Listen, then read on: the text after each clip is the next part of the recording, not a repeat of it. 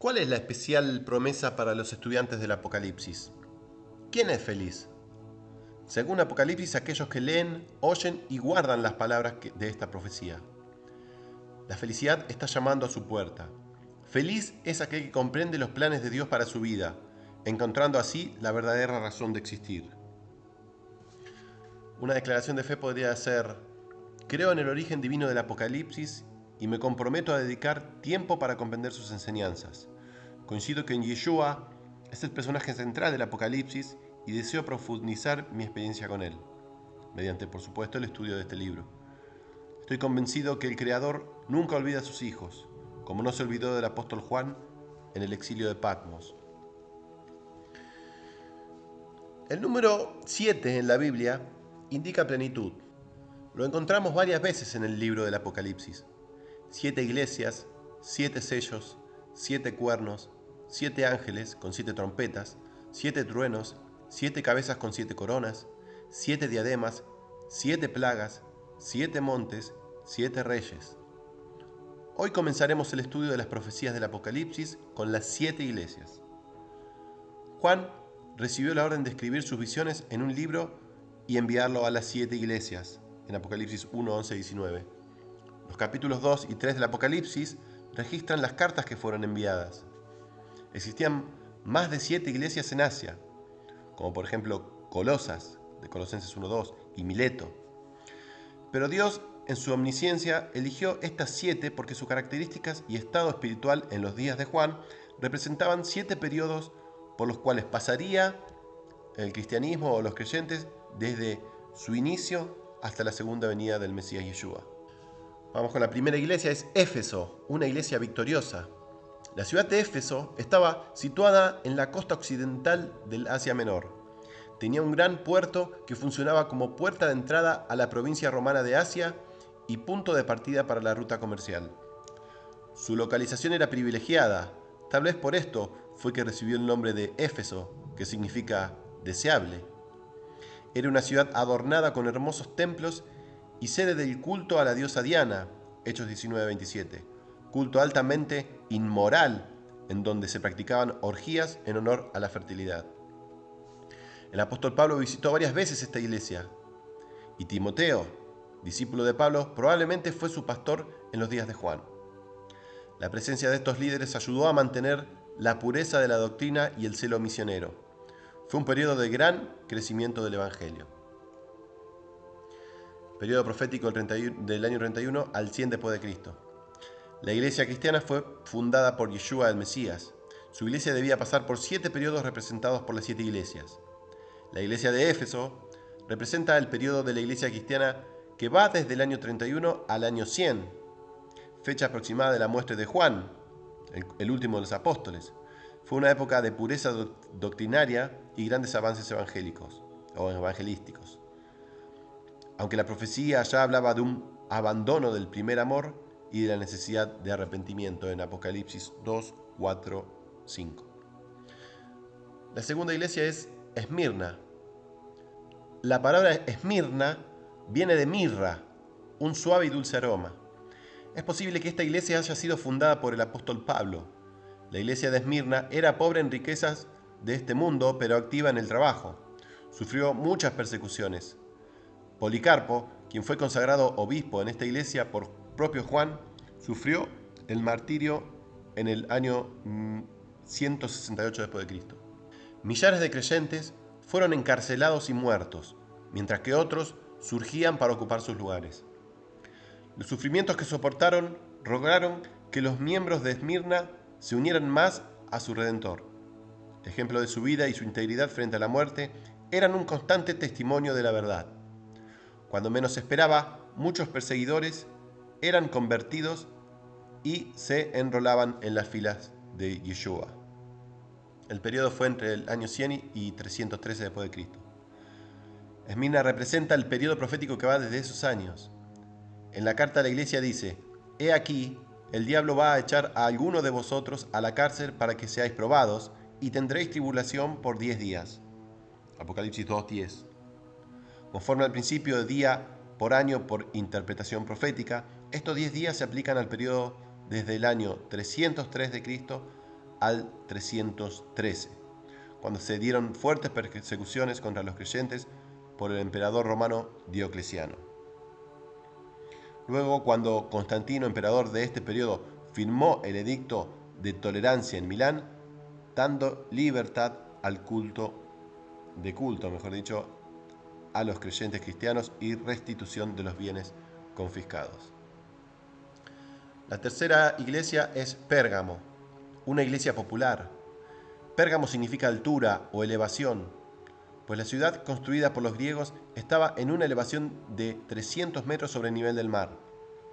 Fue dicho que ahí es donde está el trono de Satanás en Apocalipsis 2:13.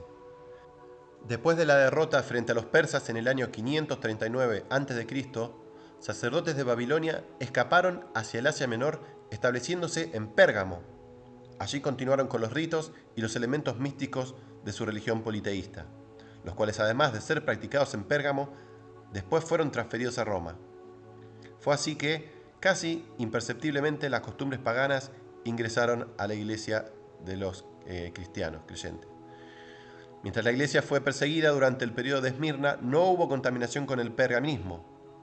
Posteriormente, cuando cesaron las persecuciones, en el edicto de tolerancia en el año 313 d.C., fue que el cristianismo entró en los cortes y palacios reales, perdiendo la sencillez de las enseñanzas de Cristo y los apóstoles, por la pompa y el orgullo de los sacerdotes y gobernadores paganos.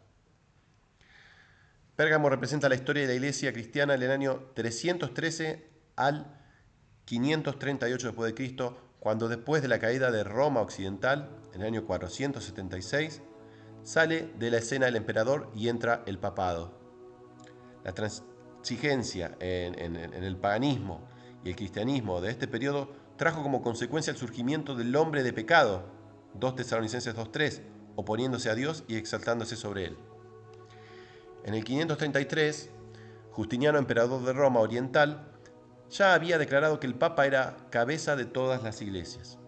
En febrero de 538, después de la expulsión de Roma de la última tribu antagónica al papado, los ostrogodos, se dio inicio al periodo de supremacía papal que, según la profecía, debía durar 1260 años. Seguimos con Tiatira, una iglesia apóstata. La palabra Tiatira significa sacrificio de contrición. La ciudad fue construida por Seleuco, uno de los 4 generales de Alejandro el Grande, en el año 280 a.C. Era una ciudad famosa por sus fábricas de telas. Lidia, a quien Pablo encontró en Filipos, era evidentemente representante de una de estas fábricas. Tiatira representa el más largo periodo de la iglesia, que va desde el año 538 d.C., con el inicio de la supremacía papal, hasta el año 1517 d.C. Está en el centro de las 7 iglesias. Es la cuarta, siendo así una figura apropiada de la Edad Media. El significado del nombre Tiatira, sacrificio de contrición, representa adecuadamente el periodo de la historia de la iglesia cuando la fe fue cambiada o sacrificada por la apostasía, siendo sustituida por obras de penitencias. Fue un periodo difícil para la iglesia, pues lentamente se fue alejando de la doctrina pura del Mesías Yeshua y asimilando los dogmas y tradiciones del paganismo. Este periodo también vivió una fuerte persecución porque en el siglo XVII el papado creó una de las peores estratagemas, el Tribunal de la Santa Inquisición, y millares de personas fueron torturadas y asesinadas. El Papa Juan Pablo II, en el día 15 de junio del 2004, en una carta dirigida al cardenal Echegaray, leída en una conferencia cuyo tema era la Inquisición, pidió perdón por las torturas y asesinatos practicados. Ahora, Sardis, una iglesia reformada. La palabra Sardis significa cántico de alegría, pero también puede significar la que permanece.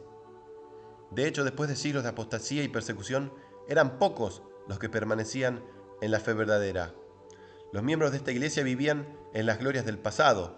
Lo que habían recibido y oído ya no lo recordaban.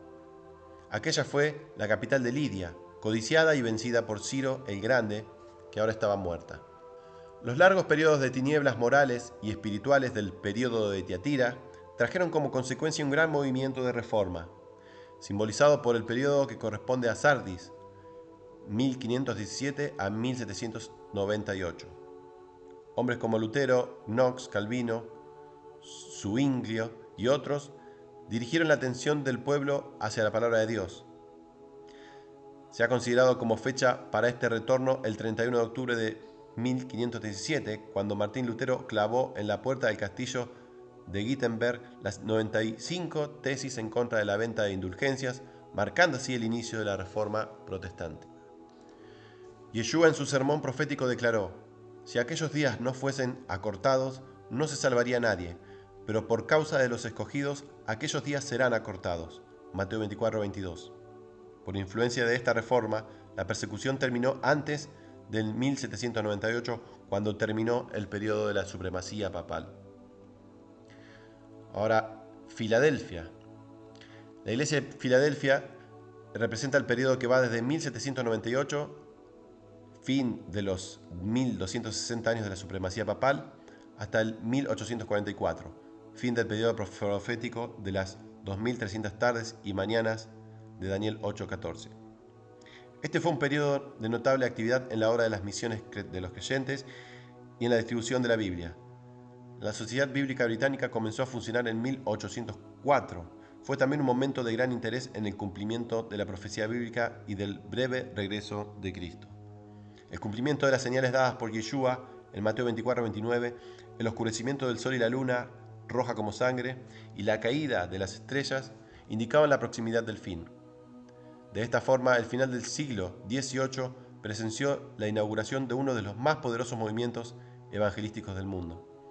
El periodo de Filadelfia terminó con el gran movimiento del segundo advento del siglo XIX, a través del cual las profecías de Daniel y Apocalipsis, la cristiandad llegó a la profunda convicción de que el regreso de Cristo era próximo. Este reavivamiento terminó con la gran decepción que estudiaremos en Apocalipsis 10. Y la última iglesia es la Odisea, una iglesia autosuficiente. Fue reconstruida por Antíoco II en el año 261 al 246 a.C. y la llamó la Odisea en honor a su esposa Laodice. La iglesia de la Odisea es mencionada en la carta de Pablo a los colosenses. Saludad a los hermanos que están en la Odisea, a Ninfa y a la iglesia que está en su casa. Cuando esta carta haya sido leída entre vosotros, haced que se lea también en la iglesia de los laodicenses, y la de Laodicea leedla también vosotros. El texto indica que Pablo había escrito también una carta a la iglesia de Laodicea, pero esta se perdió. El periodo de esta iglesia va desde 1844 en adelante. La Odisea es la última de las 7 iglesias y abarca un periodo de la historia de la iglesia en que nuestro sumo sacerdote celestial, Yeshua, lleva a cabo su ministerio de juicio antes de su regreso en gloria. Yeshua inició su ministerio como sacerdote poco después de su ascensión. De acuerdo con la profecía de las 2300 tardes y mañanas en el año 1844, también comenzó a oficiar como sumo sacerdote. Aunque Yeshua esté en el santuario celestial intercediendo y juzgando a sus hijos, el estado espiritual de los miembros de la iglesia de la Odisea es de profundo letargo. Apocalipsis los describe como tibios y, al menos que cambien de actitud siguiendo el consejo del testigo fiel y verdadero, serán rechazados, es decir, vomitados. Llegamos a la conclusión y llegamos al fin de nuestra jornada de 7 periodos proféticos. Vale la pena recordar las promesas hechas a las 7 iglesias y cómo a través de ellas la gracia de Dios restaurará todo lo que la humanidad perdió. El libro de Génesis habla de la entrada del pecado en el mundo y de las pérdidas que éste acarreó. Las promesas de las 7 iglesias hablan de la gracia de Dios y de cómo todas las bendiciones del inicio serán restauradas.